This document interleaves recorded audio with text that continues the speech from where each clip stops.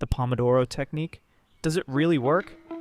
Hello everyone. Welcome to today's discussion where we dive into one of the most popular productivity hacks out there. The Pomodoro technique. Maybe you've heard of it, maybe you haven't, but today we're going to break it down step by step. By the end of this talk, you'll not only know what the Pomodoro technique is, but also whether or not it could be the game changer for your productivity. So let's get started. What exactly is the Pomodoro technique? Let's begin with the basics. The Pomodoro technique is a time management method created by Francesco Cirillo in the late 1980s. Cirillo, then a university student, struggled with staying focused while studying, so he came up with a system using a simple kitchen timer, shaped like a tomato or pomodoro in Italian. That's where the name comes from. The concept is simple yet powerful. You work in focused intervals, typically 25 minutes long, called pomodoros, followed by a short break of about 5 minutes. After completing 4 pomodoros, you take a longer break, usually 15 to 30 minutes.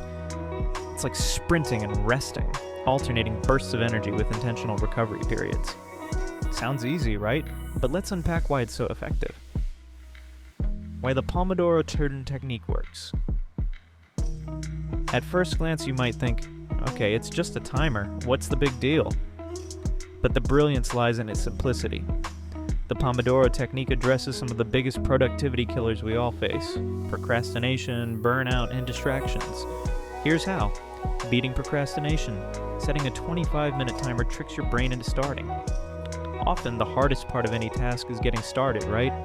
The Pomodoro technique creates a sense of urgency and reduces the overwhelming feeling of I have so much to do. Avoiding burnout. By scheduling breaks, you're building recovery into your workday. Many of us push ourselves too hard, only to crash later. With Pomodoros, you're balancing effort and rest, which helps sustain energy over longer periods. Minimizing distractions.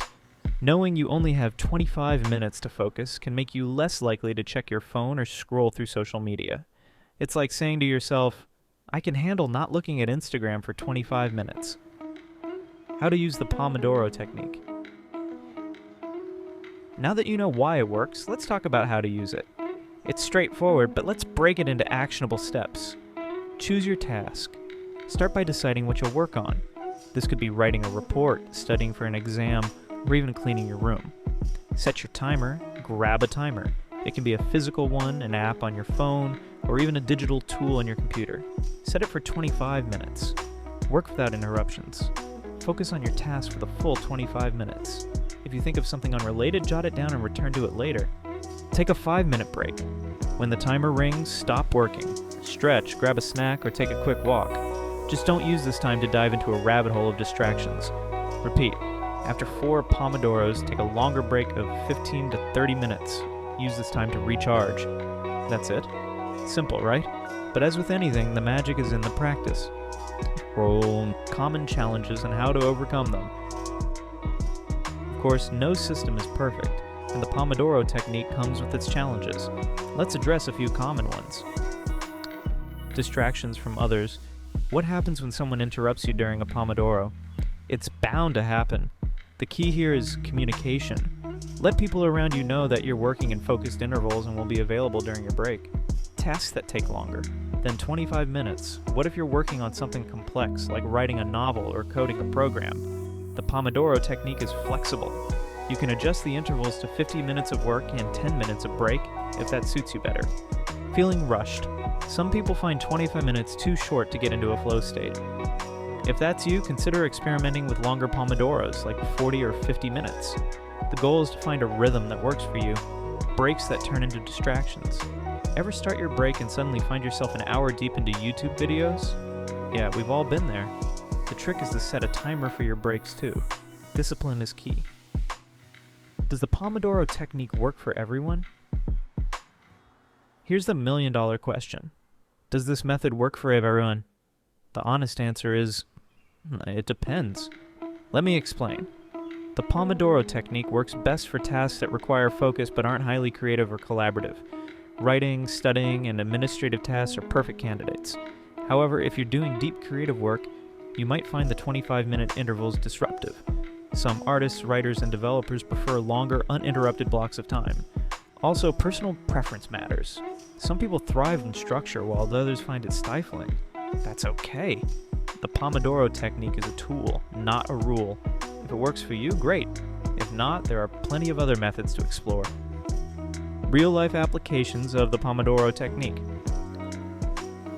Let's take a moment to talk about real-world scenarios where the Pomodoro technique can shine. Studying for exams. If you're a student, Pomodoros can help you break down daunting subjects into manageable chunks. Study for 25 minutes, take a 5-minute break, and repeat. It makes marathon study sessions less exhausting. Remote work. For those working from home, the Pomodoro technique can create structure in an otherwise flexible day. It helps you stay on track and avoid the temptation to blend work and personal time. Household chores. Believe it or not, you can use Pomodoros for chores. Set a timer and tackle one room or task at a time. You'll be amazed at how much you can accomplish. Creative projects. While not everyone loves Pomodoros for creative work, some find it helpful for brainstorming or initial drafts. It forces you to get ideas out quickly without overthinking. Tools and resources. If you're ready to try the Pomodoro technique, there are plenty of tools to help you. Apps like Focus Keeper, Tomato Timer, and Forest can make the process even easier. Some apps gamify the experience, rewarding you for staying focused. Or if you're old school, a kitchen timer works just fine. Final thoughts. So does the Pomodoro technique really work? The answer is yes, for the right person, the right tasks, and the right mindset. It's not a magic bullet, but it's a powerful tool for improving focus, managing time, and maintaining energy throughout the day. The beauty of the Pomodoro technique is its simplicity. It's easy to try, flexible to adapt, and highly effective when used consistently. Whether you're battling procrastination, juggling multiple responsibilities, or just trying to make the most of your day, this method is worth a shot. Why not give it a try? Set your timer, pick a task, and see how you feel after a few Pomodoros. Who knows? It might just become your new favorite productivity hack. Thank you for joining me today. If you've tried the Pomodoro technique before, let me know how it's worked for you. And if you're new to it, I'd love to hear about your experience. Until next time, stay focused, stay balanced, and take care.